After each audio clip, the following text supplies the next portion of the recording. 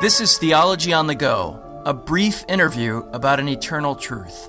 I think the way the confession words it perfects the freedom. It says that man is made perfectly and immutably free. If you take both of those as qualifiers of free, it's actually saying that Christians in the state of glory are more free and free in the best way possible than even those in the state of innocency or the state of grace. Hello and welcome to Theology on the Go. I'm Jonathan Master, and I'm joined as always by my friend and co-host, but today the man I'm going to interview, James Dolezal. So James, how are you? I'm well, Jonathan. James, we are talking today about free will in glory. Free will for glorified saints in heaven. And so, in order to get into that, let's just start out with a working definition of what free will is. Is there such a thing as free will? And if so, what is it? And you reminded me before we went live here that we did an episode on free will, which no doubt our listeners will remember. I think it was 4 years ago on free will. But for those who may not have perfect recollection of that timeless episode, define free will for us. What is it? Yeah, there are certain nuances. I think the easiest way to set it forward is just how the confession, whether it's Westminster Confession or Second London Confession, chapter 9, section 1 says, God hath endued the will of man with that natural liberty, and this is what it says, power of acting upon choice, that it is neither forced nor by any necessity of nature determined to good or evil. So that it doesn't mean that God cannot sovereignly order our will toward the good, but that our natures do not necessitate that it be good or evil, but something supernatural like grace could actually necessitate our will toward the good.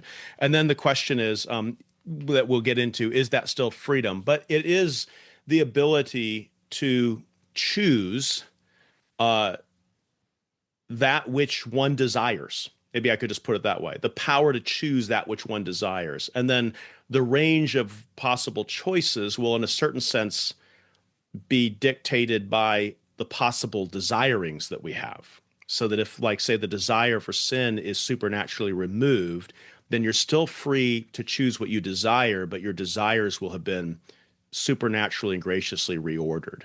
Right. So free will, but in a sense, that's not the real issue for human beings and human choice, because the real issue is your desires or what you love or your heart or something like that, and what way those things are oriented. Yeah, and it's the power to choose that which you perceive to be good for you. And in fact, this is what we should say about every choice. Every choice we make is a choosing of the good, or more precisely, to be very exact, a choosing of means for the good. In a certain sense, we don't make a free choice of the end. We may be wrong about what our end is, but we don't freely choose our end. Our end is the good that we judge. The choices have to do with how we order ourselves toward that perceived good. Right. Perceived good being the operative word there. Okay. So we've established human beings have free will in that sense as defined. Yeah. And that's what we talk about right now, but we want to talk about the future glory. And in our future glory, I'll read from paragraph 5, Second London Confession 9:5 for your sake. I'll read from the Second London Confession. This will of man is made perfectly and immutably free to good alone in the state of glory only. And a couple things jump out at that seem contradictory or require explanation. How can it be said that something is immutably free? And how can it be said to be free at all if it is free to good alone?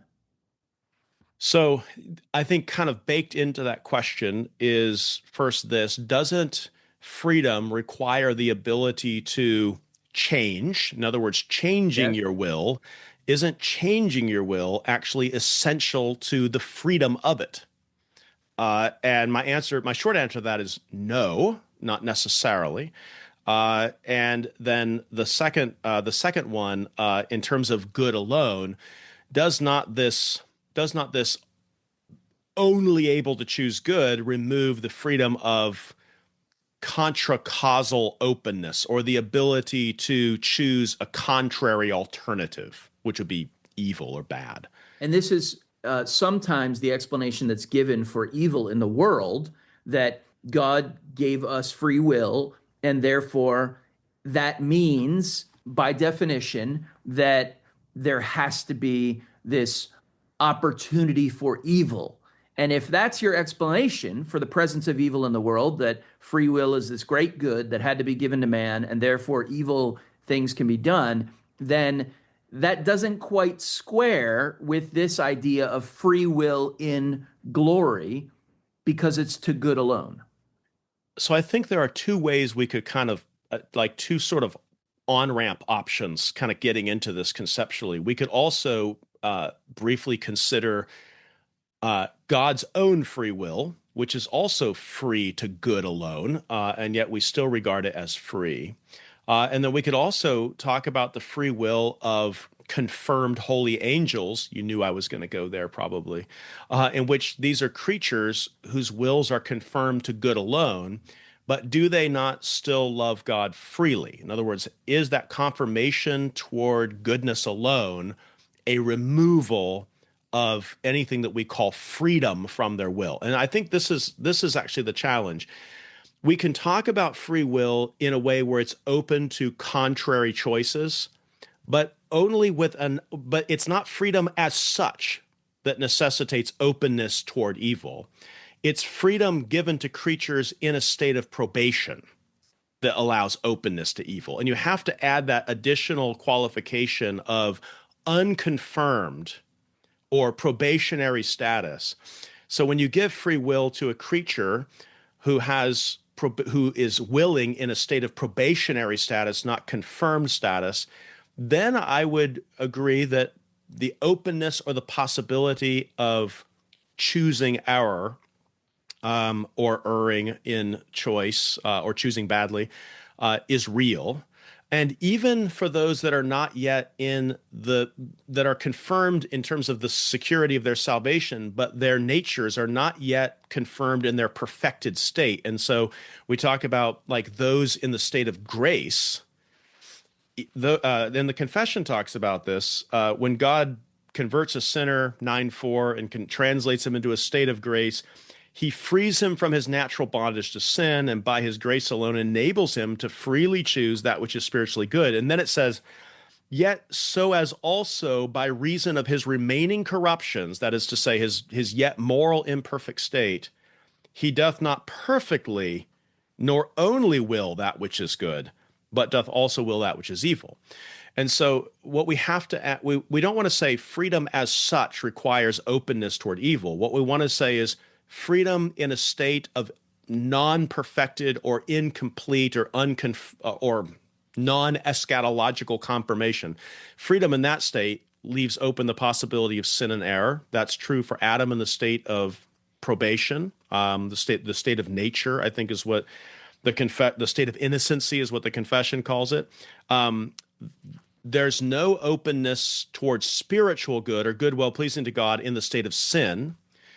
There is the possibility of good which is well pleasing to God in the state of grace, and yet mixed with bad choices. And it's only in the state of glory in which humans are confirmed toward good alone. But the question then is, does the confirmation to good alone remove the freedom, or I think the way the confession words it, perfects the freedom?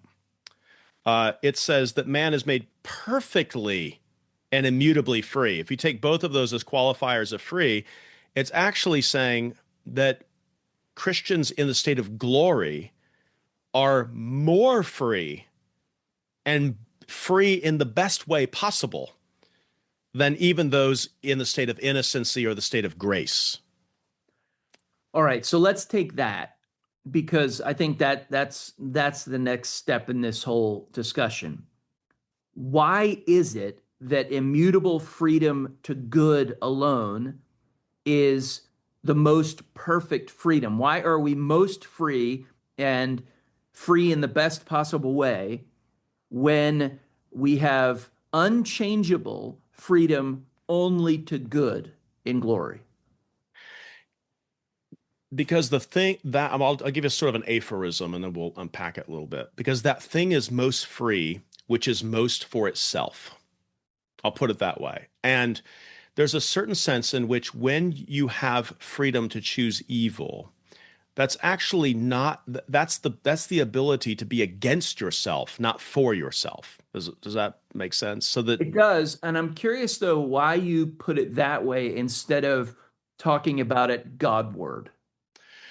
yeah, well, of course, I would say from a theological perspective that human is most for himself when he is most for God, because God is his good, because God is his chief reward and his delight. His humanity is at its best when he's glorifying and enjoying God. And so if we kind of abstract it from the theological perspective and just say what is human freedom, or what is freedom in general, whether we're talking about God, angels, or humans, freedom is that power of will in which the one willing is most for himself.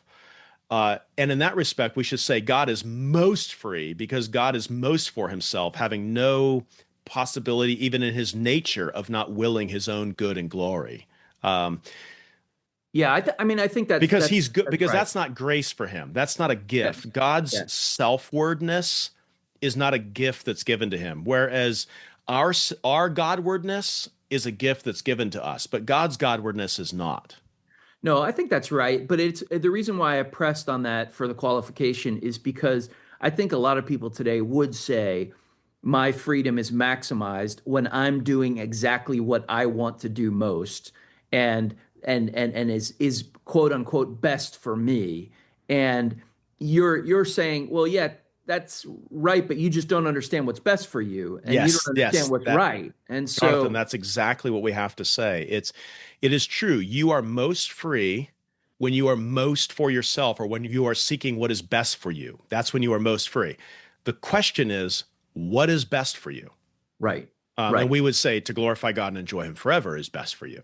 right, And so when someone is confirmed in a state of glorifying God and enjoying him forever, such that they could not do otherwise, then that person, it's interesting, he's most for himself if most for his own good at the very moment when he is most for God, right. because God is his good, is his great Yeah, and reward. most for himself is never independent of. Oh, it's always subordinated Yeah, to yeah, God's glory. Yeah, what's best for you is the glorification and enjoyment of God.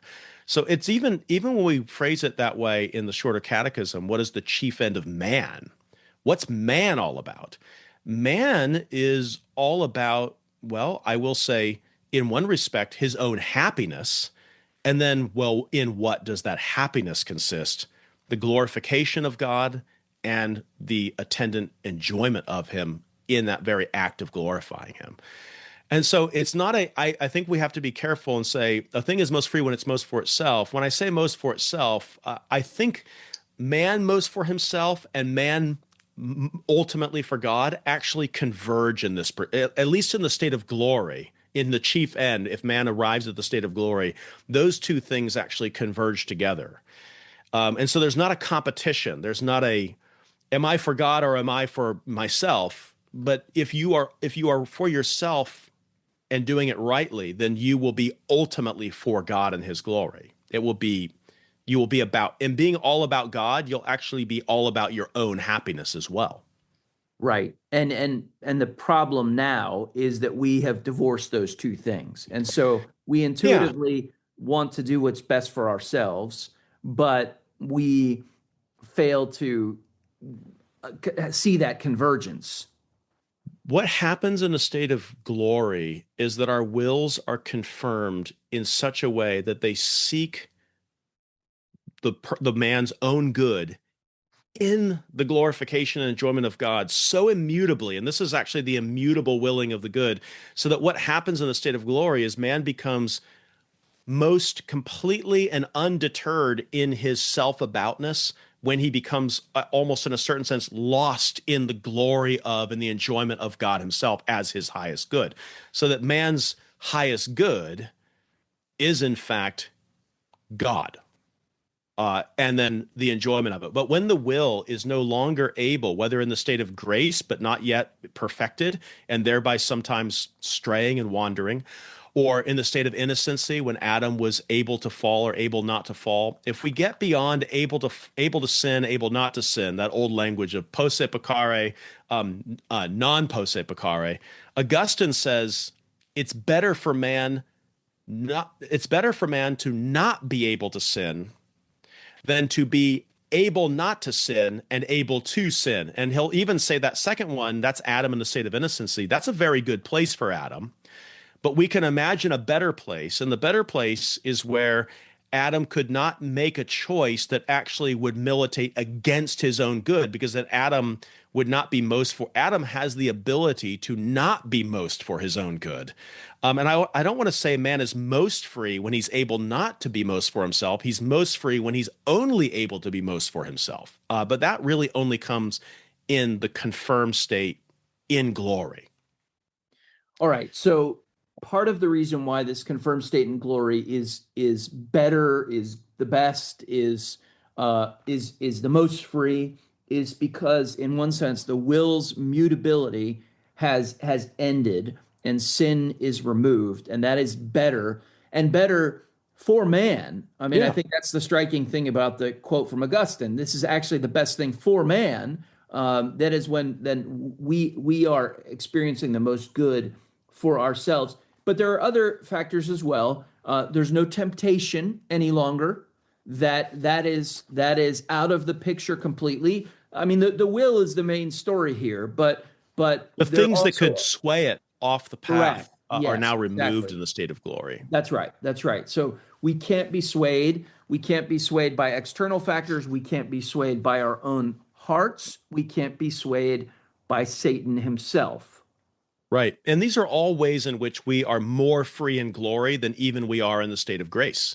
Whereas here, our battle is against spiritual forces in heavenly places that tempt us and sometimes ensnare us. But in glory, nobody in glory is putting to death the deeds of the flesh. No one in glory right now is actually fighting spiritual temptations by demonic suggestions in their soul. They're free from. They're no longer wayfarers. They're home.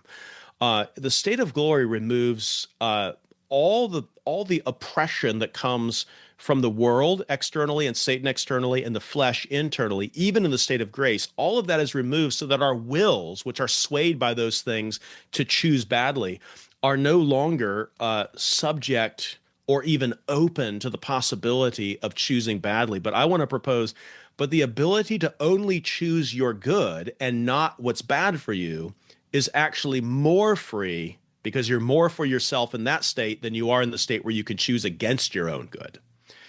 So it's not the question of openness to contrary possibilities that makes you most free.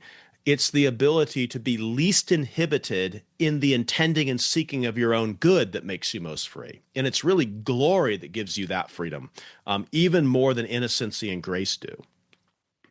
The Apostle Paul writes to Titus that the grace of God teaches us to deny ungodliness and worldly desires and to live sensibly, righteously, and godly in the present age. That heaven will be a culminating world of grace for us, and yet not grace that is anymore teaching us something. In a sense, we will have passed that course. We will have attained to that knowledge. It will no longer be a training. It will no longer be a putting off and putting on. We will be fully put on, and no longer putting off any remaining sin. There's something that happens here also in the state of glory that we should just mention, which is it's the perfecting of our wills, such that our wills are only ordered toward what is truly and genuinely good for us, and nothing is actually able to present itself to our wills as a contrary alternative to the good. You and I were talking just a little bit off air, and we mentioned a section in Dante's Divine Comedy where where Virgil is the character who's been leading Dante on these explorations through Inferno and Purgatorio. And I'll give you my Protestant twist on that in terms of Purgatorio. How could a Protestant read, Dante's Purgatorio? Because Purgatorio is actually, Inferno is the state of condemnation, and no one in Inferno actually gets saved. Purgatorio is a description of, so that would be life under sin and under condemnation. But Purgatorio is actually life under grace. And I don't believe in a realm of purgatory, but I do believe in a process of purgation. Does that distinction make sense? In other words, the putting to death the deeds of the flesh. Not after death. No, not after death. Not a realm between death and glory, but actually an experience by which we are not yet fully sanctified. Our wills have not yet been immutably perfected for good. We still have to heed warnings and be trained and experience discipline and the consequences of our sins. And that is where I would sort of reorient Purgatorio in a kind of Protestant conception of it. But if you take that understanding of it, then you can kind of understand the lessons being taught in Dante's second book. But at the end of Purgatorio, I would like to say, the end of the Christian life, the end of the pilgrimage before heaven. Virgil is about to take his departure. He's not going to go with Dante into Paradiso and the glories of heaven. He was a guide to show him the horrors of hell and the ardor and difficulty of the Christian life of grace. And as he's about to take his leave, he says to Dante, this is in Purgatorio, for those who care, Canto 27, the end of Canto 27. Virgil says that they have passed through temporal fires and eternal fires. The eternal fires were the visions of hell. The temporal fires were the visions of chastening and all that through Purgatorio. I would say the one describes a state of condemnation. The other one describes a state of grace. But neither are the state of perfection. Neither, certainly in the state of Purgatorio, the state of grace, is man yet immutably good. And so you shouldn't trust your every whim and your every desire, even in the state of grace, because there are things that our hearts propose to us and incline toward that we need to mortify. At any rate, he says they've passed through temporal and eternal fires, and then Dante is about to head into the celestial realm of heaven, the land in which there's no curse, no sin. And this is what Virgil says to him. I have led you here by grace of mind and art. Now let your own good pleasure be your guide. He's saying when you enter into the heavenly state, let your own good pleasure be your guide. That would be a horrible thing to say to somebody in the pastoral counseling room. But that's exactly what you say to someone in the state of glory. So he says, let your own good pleasure be your guide. You are now past the steep ways and the narrow part. He's saying the pilgrimage is over. The wayfaring is over. You're about to enter into glory. Now he's talking about glory in Paradiso. See, there the sun shines upon your brow, the sweet new grass, the flowers, the fruited vines, which spring up without need of seed or plow. So he's talking about life beyond the curse, life and glory. Expect no more of me in word or deed. I'm not going to be your counselor, your teacher, your guide anymore. You're now departing this life. Here, now he's talking about glory. Here your will is upright, free, and whole. And then he says this, it's so profound, Jonathan. Virgil says to Dante, and you would be in error not to heed whatever your own impulse prompts you to. Lord of yourself, I crown and mitre you. And what he means by that is this: in the state of glory, your will be so immutably perfected for good alone that it would be wrong not to do all that is in your heart, given that your heart will there be made perfectly whole and so perfectly free. And when he says, Lord of yourself, I crown and mitre you, I don't think he's talking about some kind of Pelagian aggrandization. I think what he means is there you will experience perfect, non-difficult self-control. You will be able to seek what is only good for you, because in that state of glory, your will be, like our confession says, immutably and perfectly free to good alone. And so when you get to heaven, you should do everything you please, because you will only please to do that which glorifies God and brings you joy. I think there's a beautiful kind of corollary in Confession 9:5 and that section at the end of Canto 27 in Purgatorio. Well, I can't imagine a better note for us to end on. And so, James, thanks for taking some time to unpack these things with me, and thank you for our listeners for joining us in this conversation. Well, as always, we're thankful for you, our listeners. And if you know someone who may be helped by this episode or other episodes of Theology on the Go, please pass those along to them. We love to hear from you as well, so feel free to send in any questions or suggestions you have. And if you're able to like or review the podcast, that really helps us get the word out to others. And so please do that. It'll just take 30 seconds of your time. And finally, if you're able to donate to the Alliance of Confessing Evangelicals, you can do that at alliancenet.org or placefortruth.org. Both of those have a prominent donate button that makes it easy for you to make your donation. And as always, thank you for listening to Theology on the Go, a brief interview about an eternal truth.